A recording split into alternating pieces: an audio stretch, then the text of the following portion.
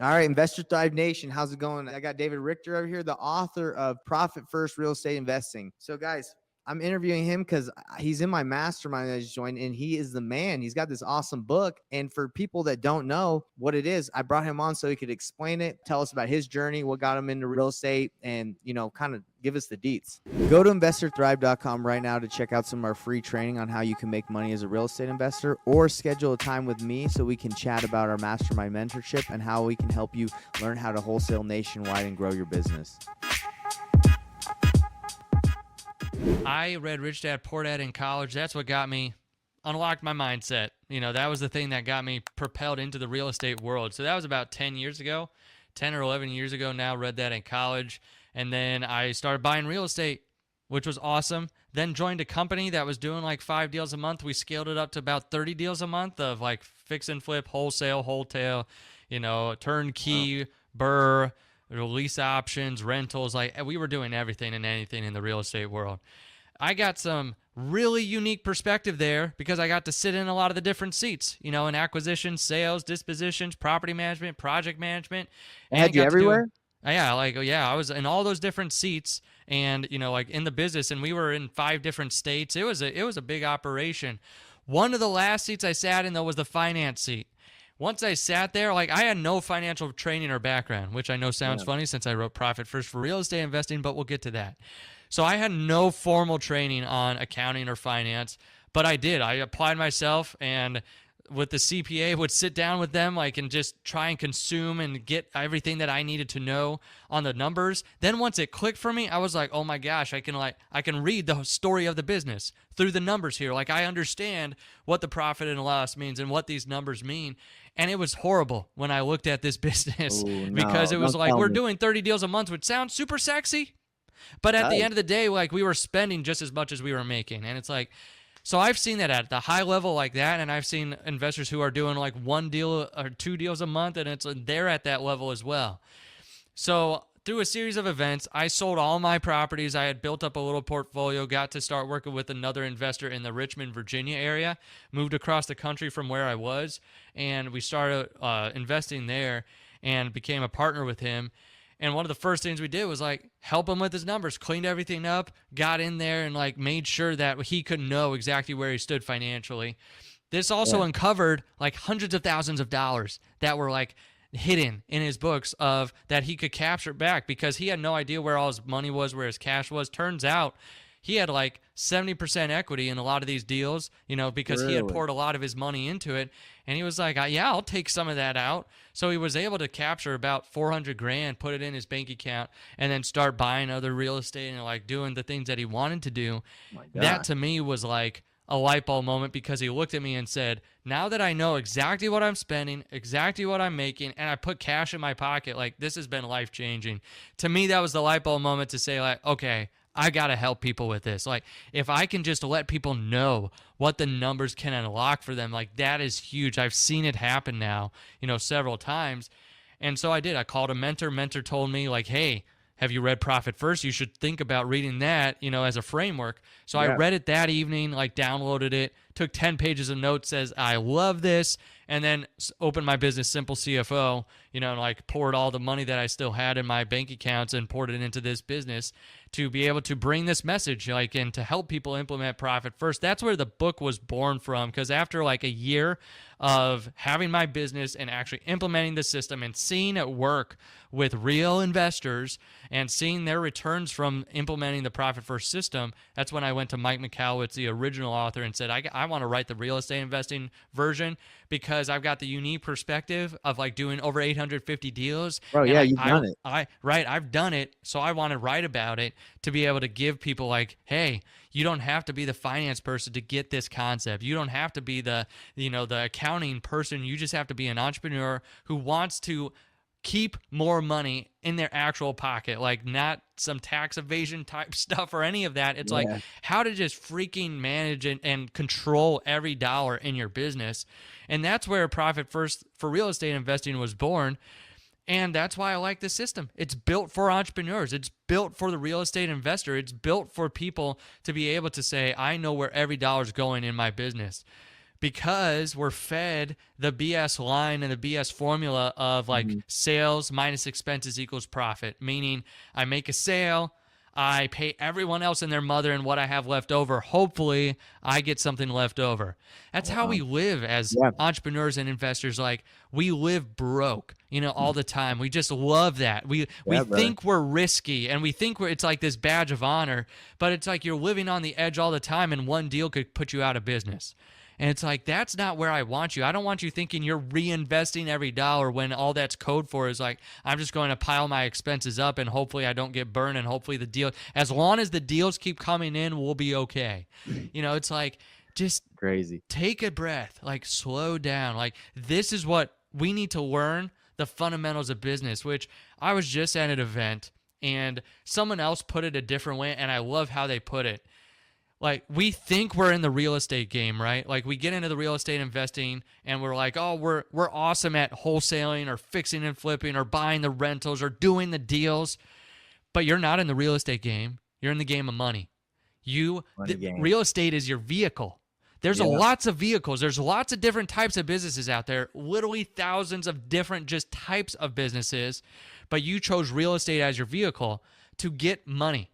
And even if you have hangups like from the past of like, I don't think, like, no, it's not about the money, it's about the impact and the people I can do. Yes, it is all about all that, but that's your why. That's your why. That's not the purpose of the business. The purpose of the business is to produce a profit. That is the sole purpose of it. But a lot of people think they're in real estate, but they're not thinking I'm actually playing the game of money. And I need to know the rules of the game. I need to know what I can do, what I can't do, and how it flows through, my hands, and how I make sure that I keep it active inside of my business. And a lot of people don't think that way. So that's why we get mired in that mindset and start paying everyone else, because we're just like, oh, as long as I can keep buying deals. But it's not about the buying of deals. It's about making sure you have a profitable business that you're running.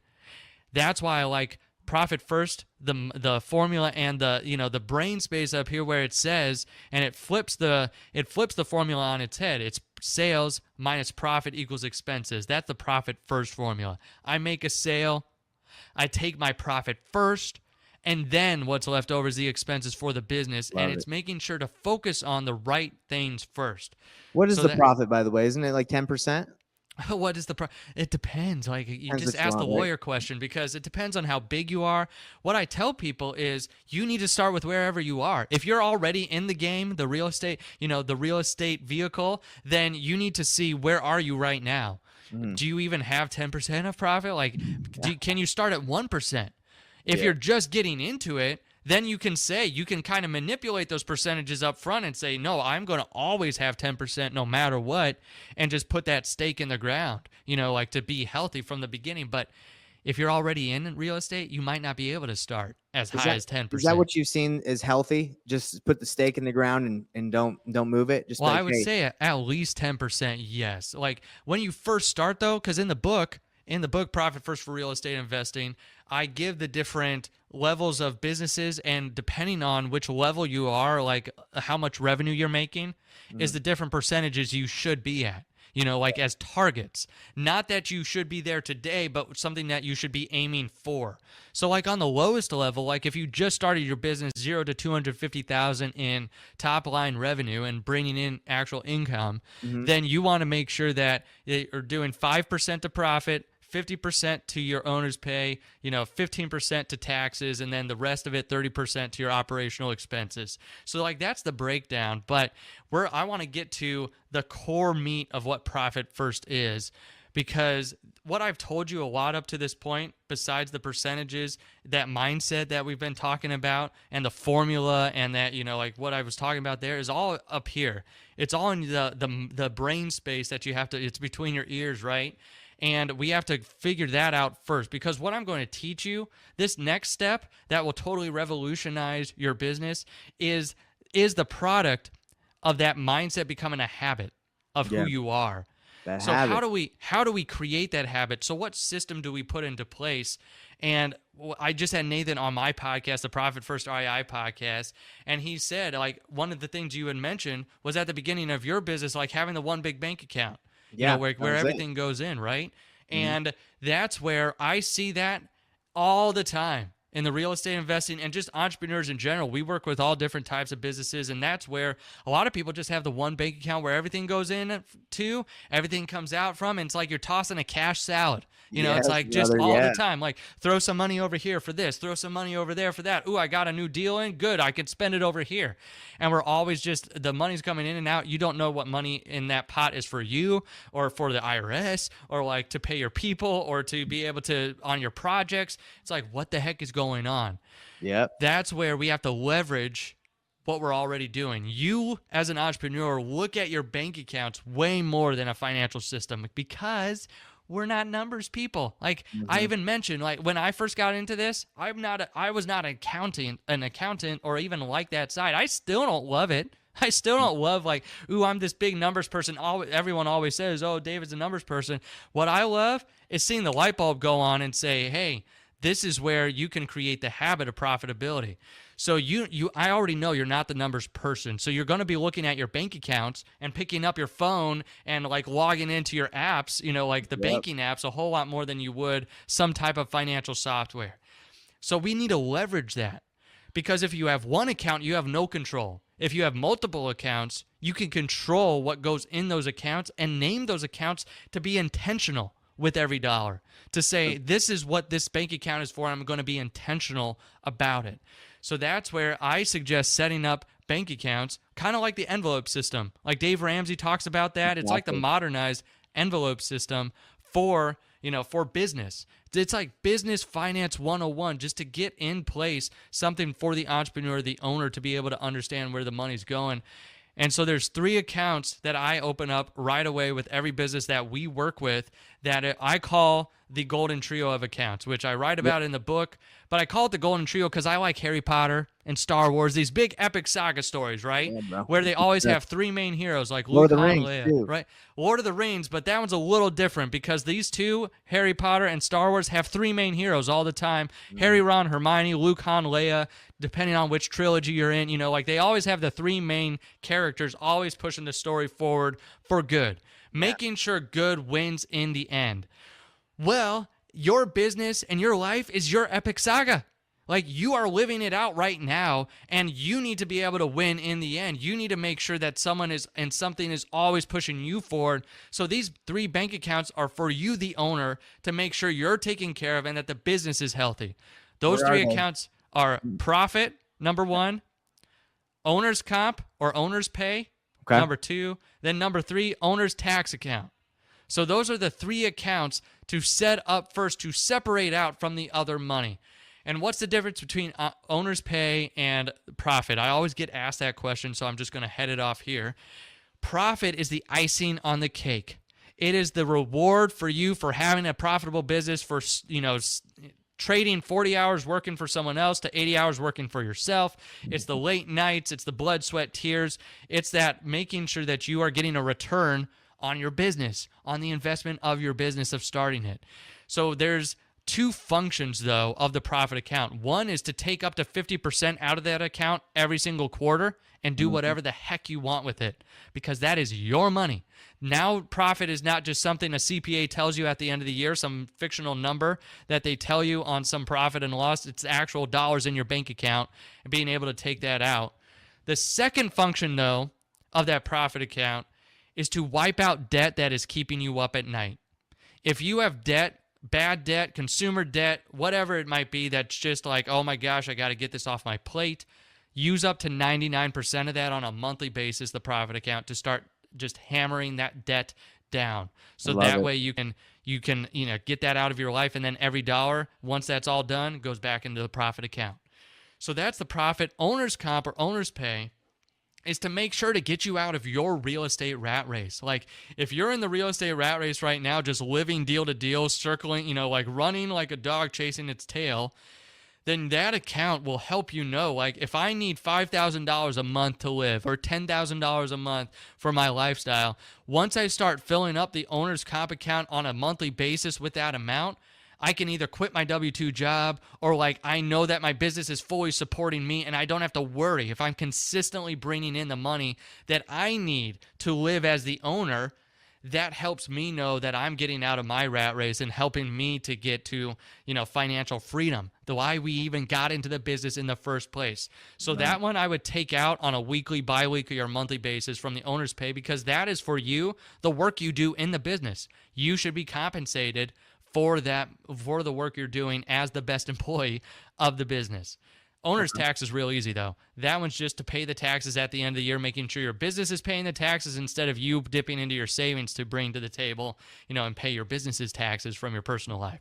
So that's like saving from each deal on that, from that account. But those are the three that I always recommend people set up first. And there's a whole bunch of other accounts. Then it starts looking like the Lord of the Rings. Then you've got the whole fellowship. You've got the all the other ones. If we're just going to stay on the geek track here, Let's it's do like it. I then it love that. becomes like that, and you can have other ones. And there's other ones that I recommend, but those are the three that will help the owner the most with that. Yeah. So let me ask you a question. I just opened up a bank account for Investor Thrive because I was using the one Yeah. for my business, my real estate business. So I just did it so I could go back in there and say, look, open me up Wells Fargo, open me up a savings account or checking account. Do you care? Does it matter if it's checking or savings? No, I really don't care. Mike has more preferences than I do on that. I like checking accounts just to make it accessible. Okay. So let's say I go in there today and I say, look, I just opened up the Investor Thrive bank account. I need a profit account where basically I need 3 savings or 3 checking accounts, correct? Yeah, 3 checking accounts. Yep. And then is there another account on top of that the money goes into? So there is another one. So I don't want to overwhelm people too much, but I like overwhelm us. Let's go, man. I Go like for it. the income account. It's called the income account, Income. which I like to also call it the control account, because this is the account that you open up where all the money goes into, and it sits there until you transfer it to those other accounts. Meaning now you get to see all the money that's flowing into your business, and then you get to push it out and be very intentional with every dollar. So that way it's not just this hodgepodge mess of like money's going in, money's going out. That account, the only things that should come out of that are transfers that you direct. Nothing should be auto drafted from the income account. So It should all be an going in expense there. account. It's not to pay Exactly. employees or anything. So it looks like Nothing. we have the income, everything comes out, you allocate it profit first, owner's comp, and you got taxes, and then you have an expenses account where That one, you already have the bad guy of your business. I mean, he was already there when you first started, the stuff that you were already setting up to have automatic payments go out. So those are the 5 fundamental accounts, because that 5th one is that OPEX account, the operational expenses of the business, because a lot of people already have that one in place, because that's where they're already paying. That's the one that everyone Exactly. Okay. So Yep. when I started the bank account Investor Thrive, that Investor Thrive one that's there is the one, the bad guy. Exactly. It's the bad guy already. So Yep. I need to go take action, because I told you I Yep. take action, brother. Yep. I don't mess Yes, around. indeed. I'm gonna go open up 4 accounts. You got the income that when you tell, like, if you have an incoming money gets paid into that, and then you Yep. allocate it to the bad boy account, Yeah.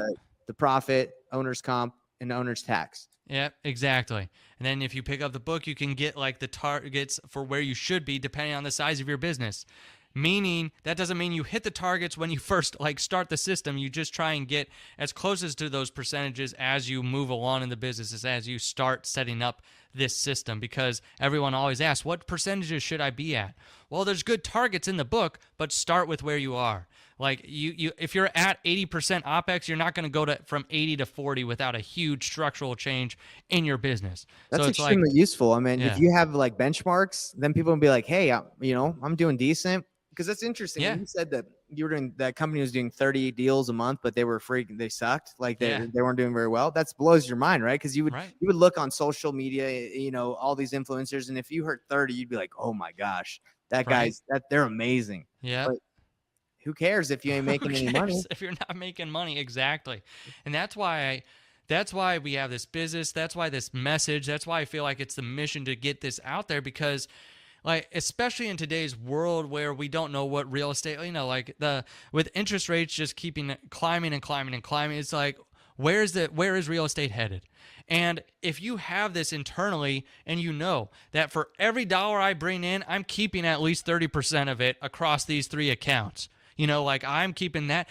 if you keep that habit up, like you're going to have the reserves, you're going to be able to like weather the storms that other people won't be able to weather.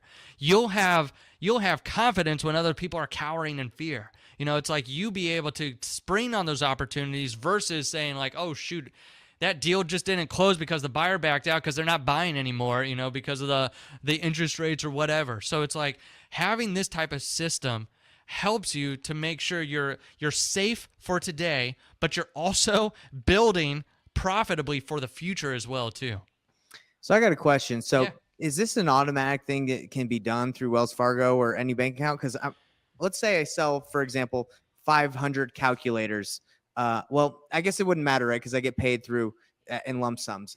Yeah. But like that, some people might, depending on their type of business, might have a lot of transactions. Well, they have to transfer all the time. Is that just how you have to do it? You got to transfer, and you, So find the rhythm that works for you. In real estate, we have clients that transfer literally once a quarter because they only sell like one property a quarter. We got have it. some people that sell a property a day, so they're doing transfers every week or every other day. Okay. It's like they're taking money in, okay, how much what are our percentages? Let's separate those out and then do it like that. But get into the rhythm that works for you. I would not do this like every single day.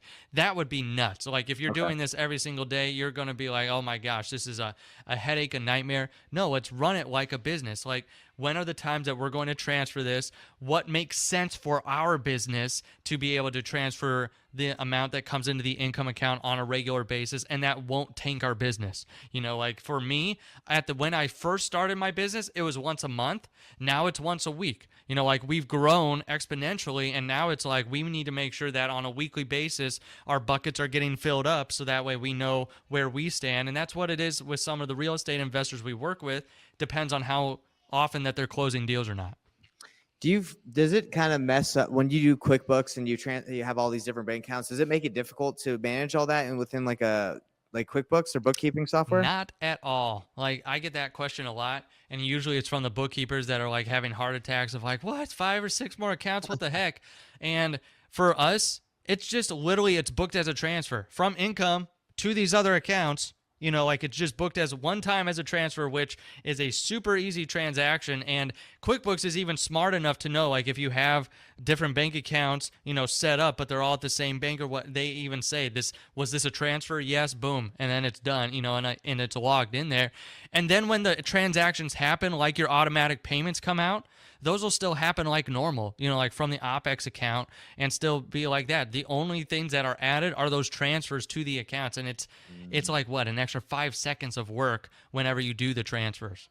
I love it, man. This is great. And like I kind of told you, I was honest. I do this in my personal life, but not in my business yet. There you go. And I was like, hey, it all Now's a just great time to goes start. in and comes out. I'm about to start it. The But good stuff. it's kind of frustrating. It is a little frustrating because in order to open up bank accounts at Wells Fargo, I own it with my business partner, so we both have to be there physically for them to open up a bank Oh, account. yuck.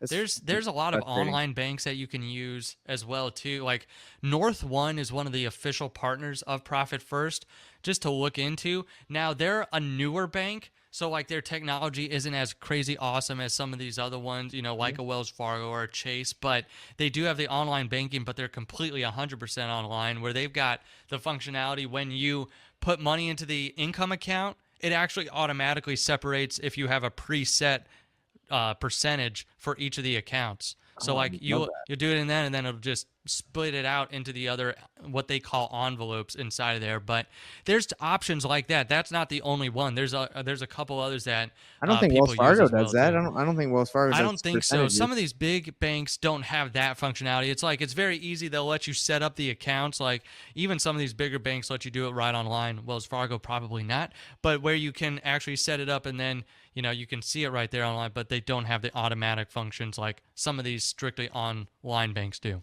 Would North One, for example, do they do business checking? They only do business accounts. Oh, So okay. they're a strictly small business entrepreneur type bank. Cool. So I could Yeah. literally just start using them if I wanted. If you wanted to, yes, you could literally open an account probably in 15 minutes on their website. So tell me about so you have the book. What else? Do you provide a service as Yeah, well? we For people that are provide a watching? service as well. What is The that service? the book was just to get the information and the message out there. The service is to help people actually implement and to help them be held accountable to getting more profit in their pocket. So that's what we do at Simple CFO. It's what we call a fractional CFO business, meaning when a lot of people think CFO, they think ivory tower. Like that is someone way on, that I'm never going to be able to touch as an entrepreneur because like that's someone we pay $250,000, $300,000 a year. I wanted to bring that type of person and give them to the investor. Like we're working with some investors that are literally doing 4 deals a year, and we're doing some that are doing 400 deals a year. Wow. But the fractional CFO is a fraction of the cost and a fraction of the time, meaning you're not going to meet with this person on a daily basis. It's not going to be 40 hours a week because if you did, you'd be paying $300,000 a year. But it's also, it's the leadership for a business that's a smaller size because you're too small usually for a full-time CFO, but on the flip side, you're too large at any point not to have someone looking at the numbers and helping you make the best decisions strategically from the financial position. So what we do is put a financial leader on the team. I know CFO sounds scary, but what we're really doing is just putting someone who knows what the heck they're talking about. Remember, like if you're playing the game of money, like that I was talking about, we put the players that know the game of money on your team to be able to say, here's the rules, here's what we can do, here's some of the cool stuff you could do with it to be able to make more money and keep it in your pocket. Like that's who we put on the team. And like where the CPA and the bookkeepers are more like rear view mirrors, the CFO is more like the GPS. Where are we headed? Like, let's get to that destination. This is the route we're going to take from the info that we're getting from our rear view mirror and then make sure that we're headed in the right direction. So that's what we do and what we provide at simplecfosolutions.com. Dang, bro. Look, I just had you on here to chat, but I mean, I'm about to check out what you got. There you go. We're Awesome. working with a lot of people in the mastermind just because a lot of people are great at making the money. That's why I told you the 30 deals a month, like you said, sounds sexy. It does. It is not sexy though if you don't know the numbers, if you're not able to either pay yourself or pay the people on the team. Right. It's like a whole lot of work for what you could make more at McDonald's. It's like, what the heck? Like, why do I want to kill myself for beans? It's like that's why I created this thing. Well, that's crazy, man. I mean, I've talked to a lot of people in this industry that make a ton, but they don't keep a ton, right? Because their expenses are so high. So you basically, you have a service that helps someone is dedicated to go to that team, financial officer, right? CFO. Yep. And they say, hey, you guys suck at this. You're spending a lot of money on this, and it's something like that, right? Like something like that. We don't say that they suck. Usually they've had horrible experiences in the past with CPAs or bookkeepers or people that have talked down to them or over them. And I freaking hate that. That's why I created the business too, with a culture of saying, you haven't had a leader before. Let's talk about this. And like, where are you right now? And like guiding you together instead of saying you suck at this. It's more like, let's look at what you have. Let's plan for the future of what could be better. Look, guys, live right here on Investor Guide Live. I got to set up a time because this is awesome. This is sweet. Awesome. Like, because the thing is, like, I think if everyone's going to be pretty open and honest, and that's what I try to do on my podcast and just in life, is people have a big account, money goes in, they don't know what really happens other than money's coming out from credit cards, expenses, repairs on properties, and that's just how they run the business. And I'll be honest, that's kind of like us right now. We have 4 flips. We got quite a bit of money in our account, but it's like, well, at what point is all those repairs that are going to put us in a bad spot? Because you obviously you budget, but anything can happen on a flip. Things properties couldn't sell for what they want, so it would be nice to have. I mean, we're not idiots with finance, but like it would be nice to have someone like you're saying that would be like, hey guys. Exactly. That would be helpful. I think your product and what you're pushing, the book is legit. What you told me right now, I mean, for any of the listeners, I'm going to go do it. I'm going to open up some accounts. So why wouldn't everybody here reach out to my boy, my man, David? No, and I appreciate that. That's why we started it, because like you're not an idiot when it comes to money and finances. Like a lot of entrepreneurs aren't stupid because they're building the business. It's just usually they don't know if an avalanche is coming and going to take them out, or they don't know if there's a better way, like to manage it, to know, like, or to put more in their pocket. Like they're leaving money on the table literally and sending money out the door that they didn't need to send that could have gone straight to them. So it's like, stop doing that. Like stop leaving profit on the table that you're already making, and get someone in there that knows what the heck they're doing, so that way they can guide you, so you can keep doing the deals and keeping the projects moving and closing them. Yeah, I wanted to say one last thing is when Yeah. you're talking about allocating money to the owner's tax account, in my mind, I was like, why would I do that? I've already paid for the taxes for my personal account. But then you're like, oh, have the business do it. And I'm like, wow, I didn't think of that. Exactly. Right? I didn't think Because of the business paying for the taxes. I just did it. exactly. That's where it's going to come from. Like you're going to get dinged on your taxes because the business has been making money. So if the business is making money, they should be the one to, your business should be the one paying the taxes for you, the owner, to make sure you're not stressed out of like, oh, I got to pay this from my personal account. That's cool. That's really cool. Yep. Like I said, I've been paying it. I'm like, I just thought that's how it was because it trickled down to me, right? So I was like, oh, I'll pay it.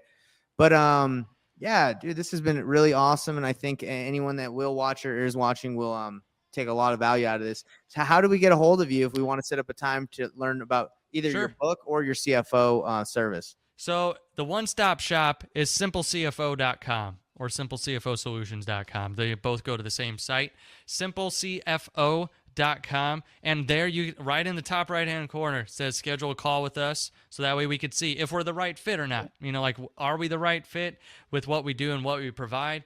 There's also links at the top for the book, our podcast, like everything. That's our one-stop shop. If you go there, you can find links to the book, our podcast, other things like that as well too. So it's simple. Say it again. Simplecfo.com. I'm about to put it on the scroller right here.